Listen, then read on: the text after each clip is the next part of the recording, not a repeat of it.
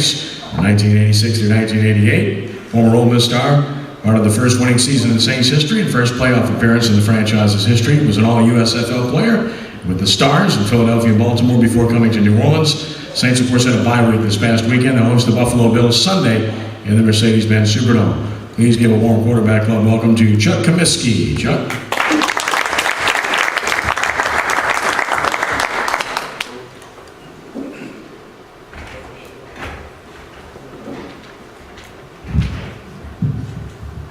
Thanks, Ken. I'm having some flashbacks up here. You know, we're talking about actually being an Ole Miss guy. I was quite pleased with some of the coaching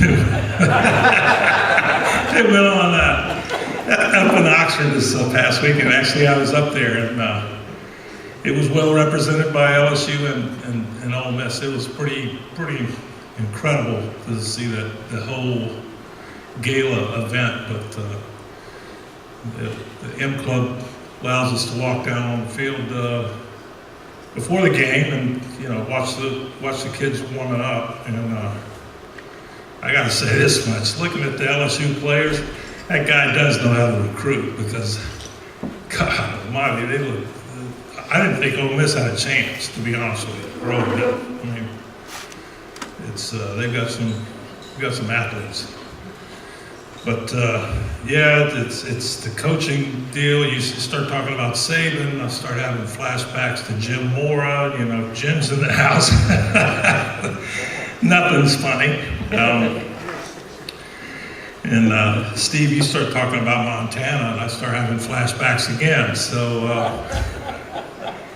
anyway, I think the Saints, obviously, the record shows that they've started out to a good start, and since we got the commissioner out of the equation, I really think it's a good mix, a good fit this year. Do they win the Super Bowl?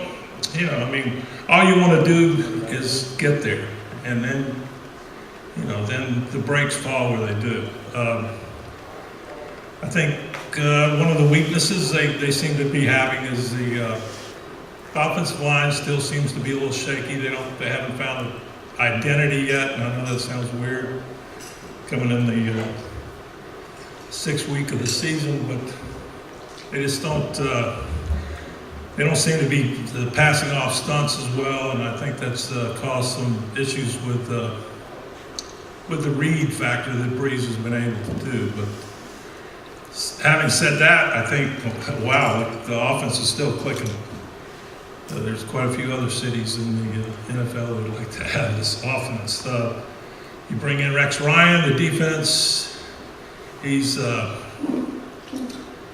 really doing a great job of taking people in their athletic ability and sticking them in a position to be successful with the blitz packages he's put together and compensating for people's weaknesses by different looks, disguising coverages, and the defensive line just seems to be a lot more energetic. I just think it's a great feeling in the city when they're winning and when they look like they're in control of the game as opposed to hoping we win. But I really didn't focus on stats too much when I was preparing to come up here, so I turn it over to any questions you have. My only question is, I hope Jimmy Graham is getting better, number one, and number two, that Tom Benson's checkbook's big enough to keep him around here. Anyway, I know he's got one. Anyway, anybody got any questions? Raise your hand, please. Question. Saints, question. Did I mention Ole Miss beat? Oh, I'm sorry. Do you think that with quarterbacks like Drew Brees, who obviously is worth every penny we're paying him, but you see Drew Brees, Peyton Manning, some of these quarterbacks are making $20 million a year and going towards the salary cap, and obviously teams can only spend so much money. Do you think sometimes that hurts the team in other places so much that you see seepage maybe in the offensive line. And if you compare that, I guess, to like Russell Wilson and Andrew Luck and these other teams that have up-and-coming quarterbacks but are only paying them minimal amount of money, but yet they're able to pay more athletes across the board. How do you see that plays into the game then? Well, I mean, the game of football is something that you have to work out every day. You have to work out, you have to be part of a team, you have to accept your position within that team, you have to understand the dynamics of the team, but you individually have to perform. Life is not always fair, so, you know, I mean, I wanted to be born Ricky Ricardo, but I was born a white Irish Catholic offensive lineman, so I don't know. I don't think there's resentment. I think at times, depending on the stability of the franchise, i.e. as the general manager, the head coach, sometimes decisions like that can hurt a team. But as general, from a player's perspective, I don't think it's a real issue. Anyone else? Chuck, I know you don't have inside knowledge, but what is the future of Mark Ingram?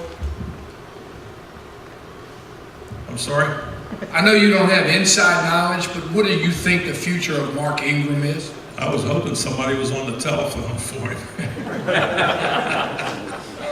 I know it's a bad karma for a former player to talk about an active player, but I don't know. He just doesn't seem to have a lean in his run. He seems to be running straight up and sideways all the time. But that could be injuries that we don't know about. So, but my thought process on it, with what they seem to have right now, he still could bring something sizable in a trade type situation that might be able to help us down the stretch. Anyone else? Status of Belmont, is it coming back this year? What's the status of Jonathan Billman? He's coming back this year? I haven't, he's on his reserve, to the best of my knowledge, and once you go on he's not on IR? He's been cleared to practice. The special IR? Yeah.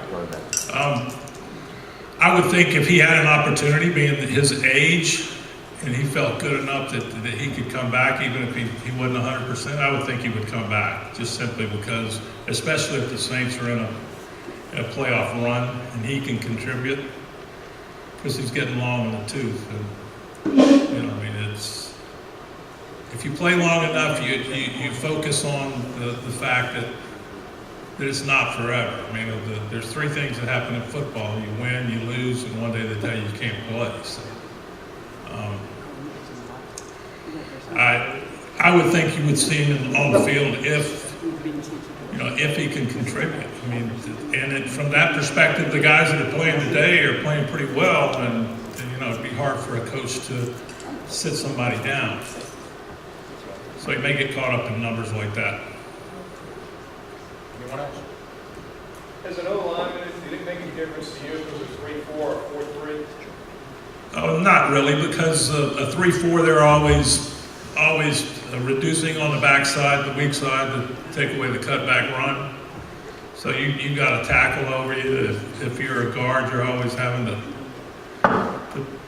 line up on a linebacker thinking you're in space, and then they reduce down to over and under, bring it over the top of you. You have the same look, basically. Also, obvious passing situations. They're in the nickels, and they've got the four-man front also. So it's as far as that goes, it really, pass protection to me used to be easier because I was a guard. I was uncovered, so I'd have a double read on a linebacker to the corner blitz, and then I'd get to go pound on somebody else. Anybody? Thanks a lot.